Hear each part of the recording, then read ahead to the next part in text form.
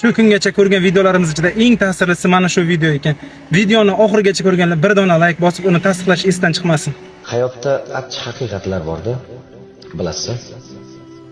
Negadir doim ko'nglimiz og'ritgan insondan emas, aksincha ko'nglimizga qaraydigan insonlardan alamimiz olamiz-da.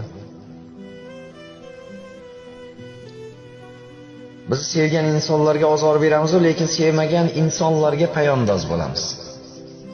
Nega? Yaxshi ko'rgan yaqinlarimizga, kasal birodarlarimizga vaqtimiz yo'q, lekin yetti yot begona insonlar bilan oshga har doim vaqt topamiz. Oilasi nochorroq singlimizga har xil bahonalar bilan yordam bermaslikka harakat qilamiz, lekin xalqni ko'ziga qozon-qozon oshlar qilib ziyofat beramiz. Ota-onamizni haftada bir bora ko'rib kelishga fursat yo'q, lekin ammo ulfatlar bilan o'tirishga har doim vaqt topamiz. Nega?